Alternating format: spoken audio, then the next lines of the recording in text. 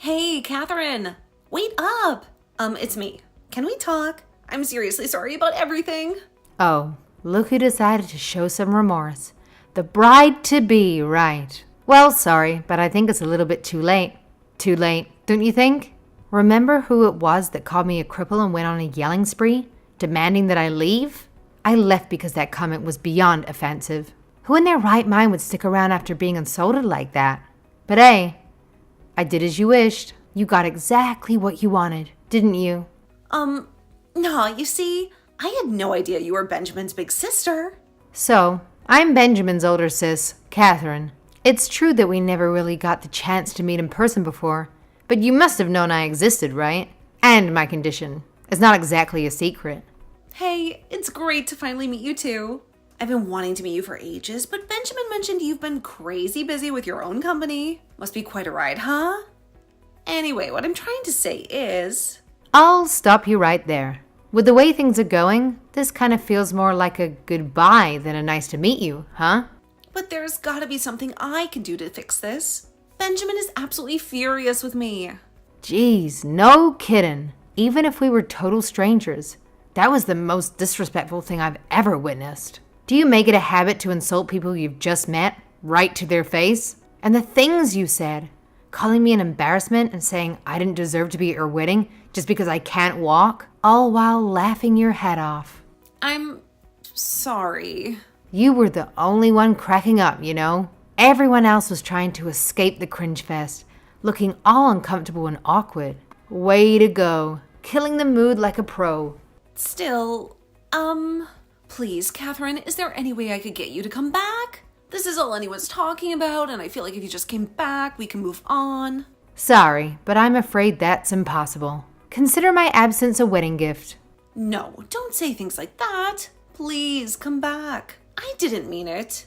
I was genuinely excited about meeting you, but who would have thought things would take such a nosedive? I guess it was meant to be, huh?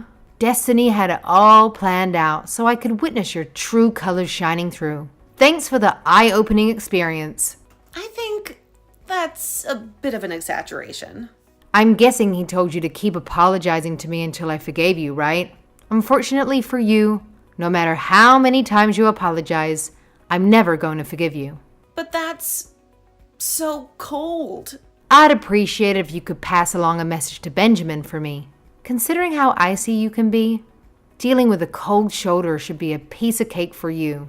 Anyhow, I don't want to add more pain to the poor guy's plate. You got it? I'm out of here. Heading home. Wait, don't go. What can I do to make this up to you? Everyone's so angry with me. We can't have the wedding like this. I'm so sorry. Please come back. Not a chance. You insulted me in front of hundreds of people. Some of those people I've known for years, my friends and family, but lots of them I've never even met before. If I go back now after all this time, what do you think they'll all say? On top of being in a wheelchair, I don't have a backbone either. I may have a disability, but I have my dignity as well. Sorry, but it just doesn't seem like I'll ever be able to get along with you. Go ahead and tell that to Benjamin for me as well. He should know how things stand between us. That's so... Well, in that case, enjoy the rest of your oh-so-special day. It's been a real winner for me, that's for sure. Cheers! Ever since a middle school incident, I've been using a wheelchair, but I refuse to let that define me. I worked my tail off and studied hard. Now I'm proud to say I own my own company. Life's been a journey, that's for sure. So my little brother, you know how we're close, right? Well, he dropped a bombshell that he's tying the knot, and I couldn't be happier for him. The thing is, work has been crazy busy, and I never had a chance to meet his bride-to-be, Amelia. Can you believe it? The wedding day was actually the first time we were face-to-face. Unfortunately, things took a sour turn due to that horrid incident. The wedding ceremony was filled with tension, and it felt like the worst possible atmosphere. They tried to soldier on, but it was undeniably awkward. My brother even decided to postpone submitting the wedding certificate.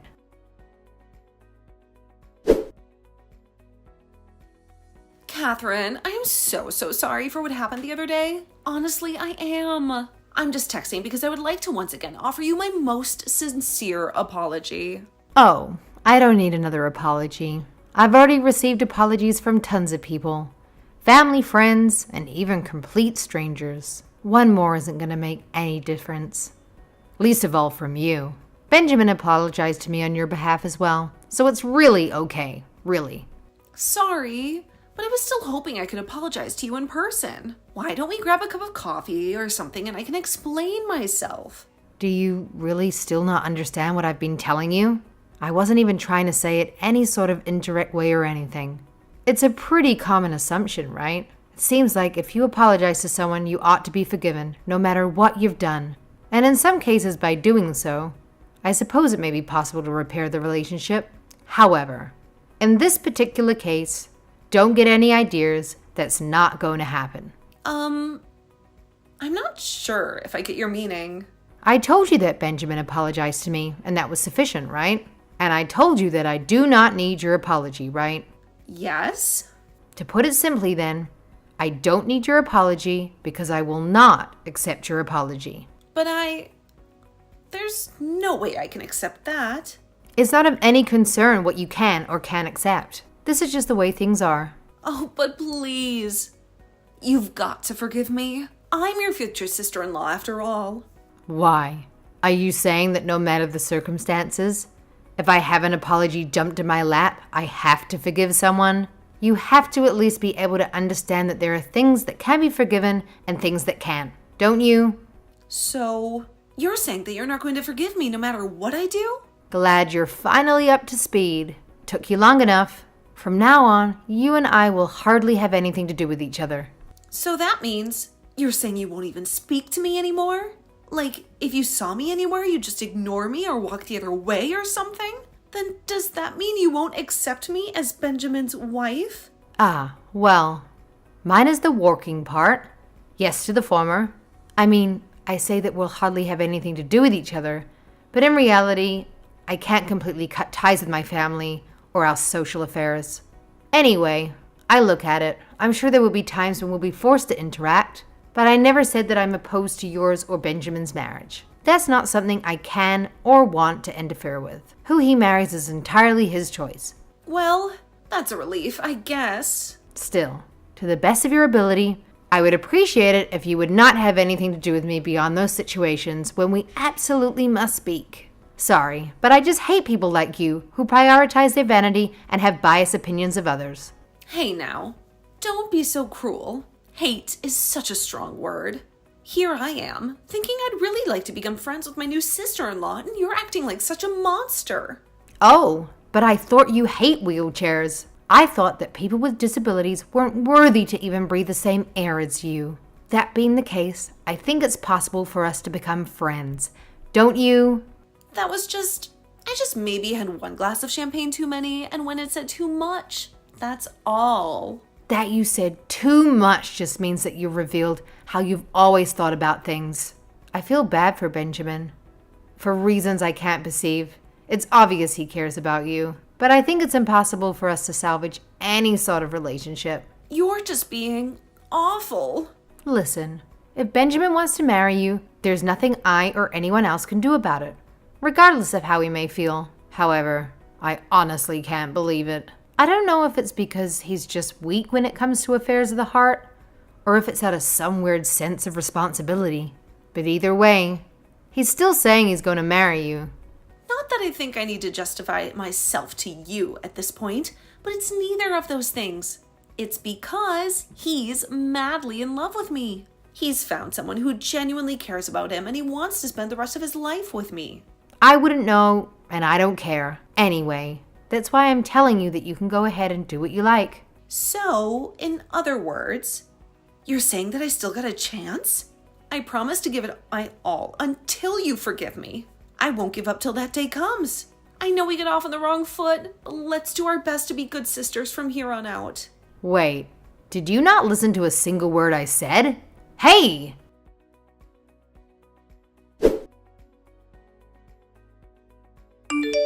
Hello, Catherine. I'm standing out in front of your office right now. How about grabbing some lunch with me? I know a really cute place just up the road. Huh? Amelia? Seriously? What makes you think I'd want to go to lunch with you? Sorry, but I'm going to have to refuse. What? Oh no, don't say that. After I came all this way. It's not exactly easy to get here from where we live, you know. Alright, I understand. I guess you must be busy being a big shot CEO. In that case, when are you free? What about tomorrow? Or the next day? I'm free all week. So you just name the time and I'll be there. Listen, I'm not going to lunch with you. Not today, not tomorrow, not ever. I do not want to see you or speak with you or spend any time with you whatsoever. Do me a favor and get this through your head already. But what about what I want? Don't be so selfish, please. I really want us two to get along. We're sisters now. Hey, are you still there?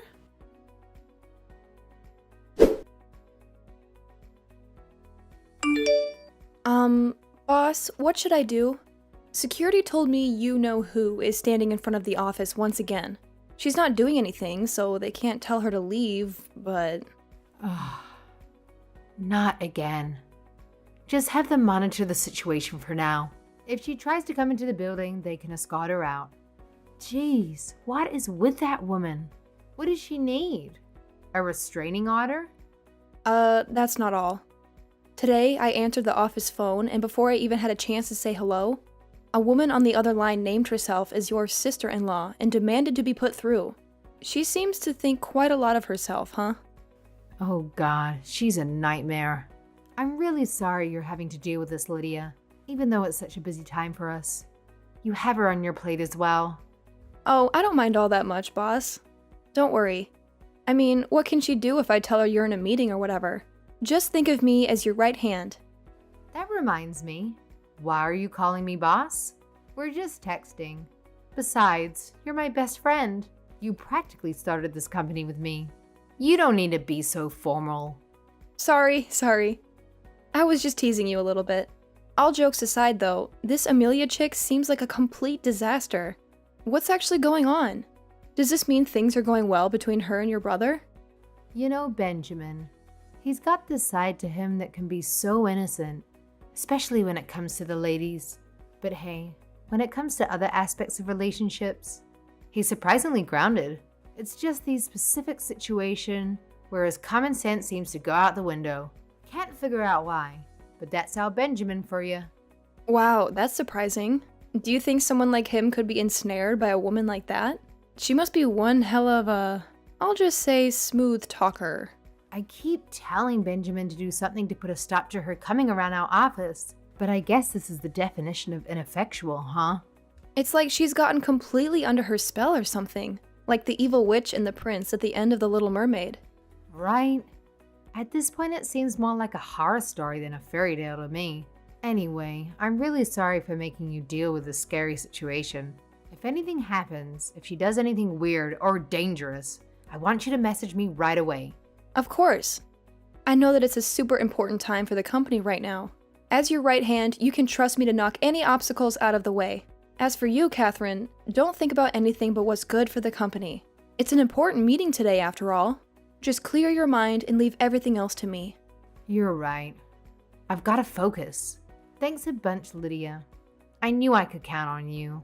Oh, on a separate matter, around what time do you think you'll be back today? Let me see. Around 7 tonight, I think. 7 p.m. Roger that. Depending on how things go in your meeting today, I was thinking we'd have a celebratory dinner. Alright, after this, I'll go ahead and drop by security. What? Why? Well, you see, I've answered phone calls from that woman before, but I've never actually seen her face to face. I've got to drill that face into my mind. That way, if we ever meet in person, I think I'll give her a little pep talk, if you know what I mean. Oh, stop it. Seriously, though? You don't even know what she'd do to you if you did something like that. We really don't have any idea what she's capable of. That's all the more reason for me to do it. If I don't even know what she looks like, how can I prepare myself for if I see her? I think it's a good practice to imagine the worst case scenario and then prepare yourself accordingly. So I think I should at least know what she looks like.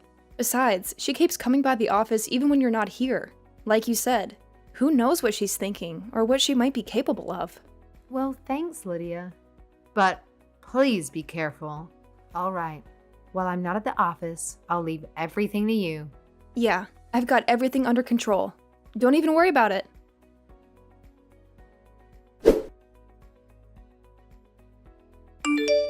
Catherine, why is everyone lying to me? Telling me you're out, or that you're in a meeting, or any of the other clearly fake excuses they've been giving me? I know you're in there. I can see your car in the parking lot. I can see the lights on in that fancy corner office of yours. I've been trying to contact you all this time, but they won't put me through to you. Not even once. Don't you think that's a bit odd? More importantly, even though I tell them I'm your sister-in-law, no one I've talked to will believe me. I mean, really, it's just plain rude. Plus, there must be something you could do about this. Help me out here. I just want to talk to you.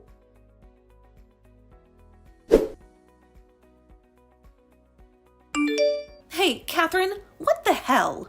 Why would you say something weird like that to Benjamin? Now he's all mad at me, and he's going to stay at the hotel. This is no way to treat your new sister. What exactly has Benjamin been telling you? Catherine, there you are. Okay, so Benjamin suddenly started saying that I've been hassling you. But when I asked him what he's talking about, he said we'd discuss the details later. Ah, I see. So what the hell did you say to him? How have I been hassling you? Is asking you to lunch hassling you? Is suggesting we have a barbecue hassling you? I haven't done a single wrong thing to you. All I did was try to hang out with you. That's all. And all I did was tell him what you've really been up to. Do you think it's about time he knew the truth and opened his eyes? And anyway, with the way things are going, aren't you getting a divorce soon? Huh? What was that? Divorce? Hold on a second here. Why are you talking about a divorce? That's not something to joke about, Catherine. I haven't even been doing anything. There's no reason he would divorce me. I've been telling him all about how you've been following me around like a stalker. Not just today, but every single day, till now. And up until now, he's been taking your side. Telling me that you don't mean any harm and that I'm blowing things out of proportion. But now, well, as one might expect after all this, I'm pretty sure it's all over. Oh, I get it. You're trying to get a rise out of me or something? Or maybe you're just pulling my leg? All right, very funny, but the joke's over. If you think I'm joking, why don't you just try asking Benjamin about it? Sooner or later, I knew he'd see you for what you really are. You know, I've had just about enough of you. I've tried to be nice, but now I'm at the end of my rope. You're really pig-headed. You know that, Catherine? Like, unexpectedly so. I thought someone with your condition would be a little bit more reasonable. And what exactly do you mean by that? Exactly what I said. I really wanted to apologize to you, so I just tried to attack the problem in various ways. At any rate, you went and exaggerated all of that to Benjamin, huh? Well, I can understand you're not wanting to forgive me at first, but I mean, come on. Don't you think you're just dragging this whole thing out? It's like ancient history by now. I'm dragging it out, am I? Nicely said. I can't believe you. Do you even understand your position? Of course I do. If I didn't understand, do you think I'd be so desperately trying to apologize to you? Come on. I would have thought you'd forgive me at least a little bit by now. After all, I've been out here all this time, giving it my all, haven't I? It'd be nice if you would at least acknowledge that effort. Instead, you're acting like some stuck-up little princess who wouldn't get exactly what you wanted for Christmas. Like it's about time you got over yourself already. Just give it a rest. You have no idea what's coming your way, do you? Anyway, after this, do me a favor and don't go spouting off any more nonsense to Benjamin, okay? It's petty and annoying, and it's not very becoming of some distinguished CEO. I mean, I don't really know why he's mad at me, but I bet if I just tell him I'm sorry, he'll forgive me. When I put on the waterworks, that man has no defense. Let's talk soon, okay? So we can make up and be friends from here on out. You'll see. We'll be besties eventually. I know it. I'll text you later. I look forward to it.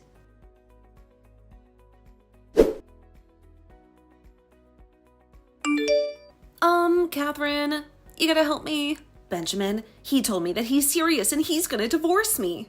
At this rate, everything is going to hell and I won't be able to stop it. Anyway, can you please tell him for me that this was all just one big misunderstanding? He's got to believe that I only did what I did in order to make up with you. Don't even go there. You're guilty of far more than that, and you know it.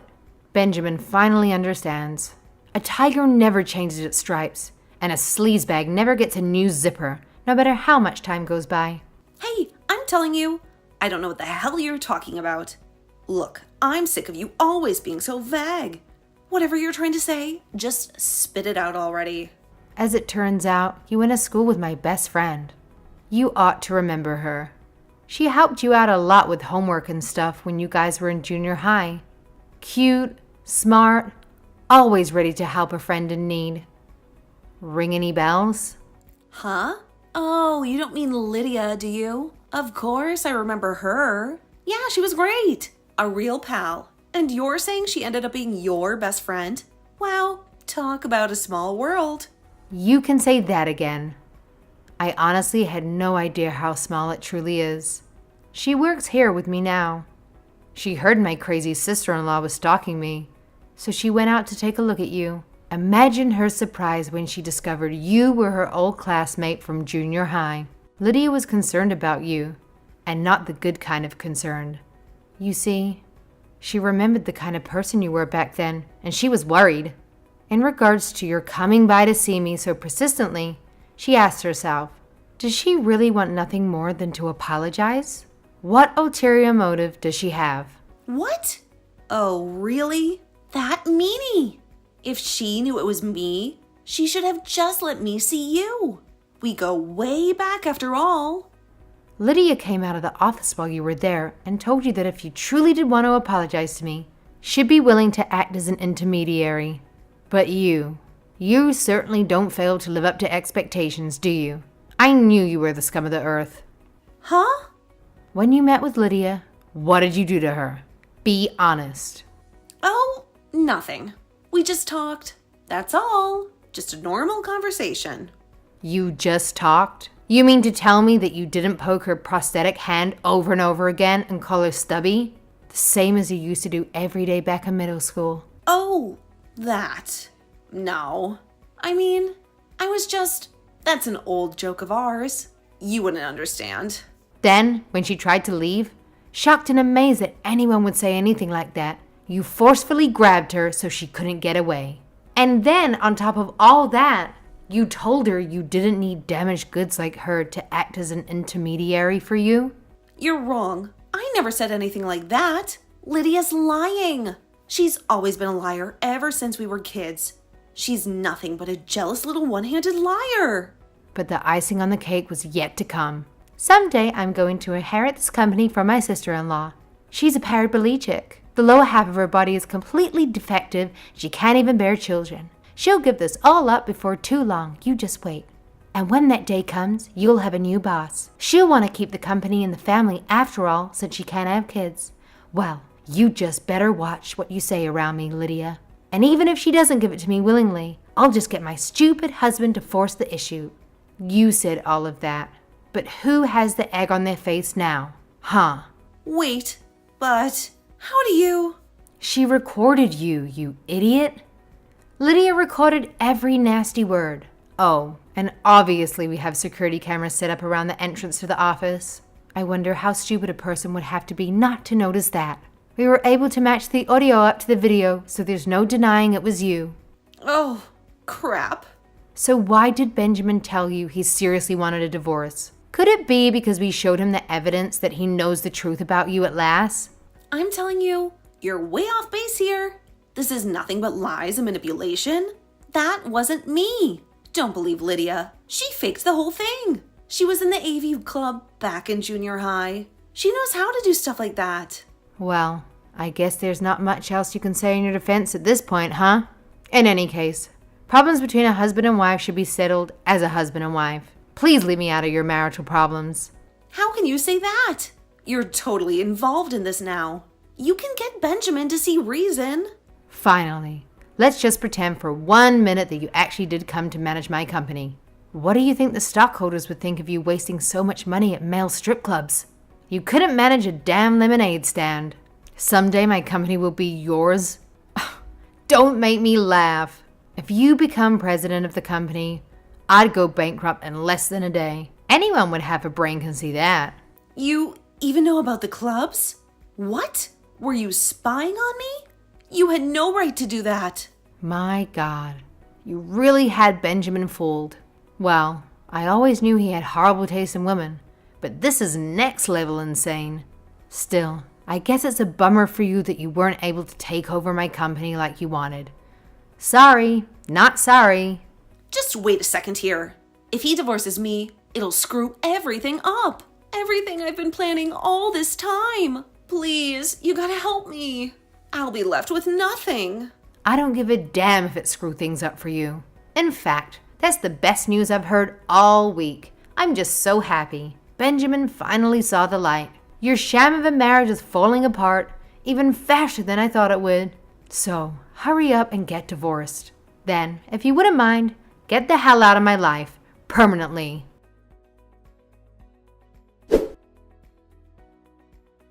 Right after that incident, I went all out and blocked Amelia from reaching me. No phone calls, texts, or emails. It was a complete shutdown. But you know what? Lydia, who had experienced her own share of harassment from Amelia back in junior high, went above and beyond to gather evidence against that awful woman. I can't even begin to express how grateful I am to her. Promoting her would mean giving up my own position, but I made sure to give her a substantial raise. It was the least I could do. Now, as for Amelia, her divorce finally came through. The court ruled that she had to repay Benjamin the nearly 50 grand she had spent on wild nights at strip clubs. Of course, it's in installments because she can't pay it back all at once. After the divorce, she managed to find work, but it seems she can't hold down a job. Word is she's been hopping from one gig to the next, falling behind on her payments. Benjamin keeps apologizing to me for everything Amelia did and said, but I made sure to give him a serious warning about choosing his partners more wisely in the future. But you know what's surprising? This whole mess ended up introducing Lydia to Benjamin. They've been spending a ton of time together lately. And honestly, I think it's fantastic. As an older sister and a friend, nothing means more to me than their happiness.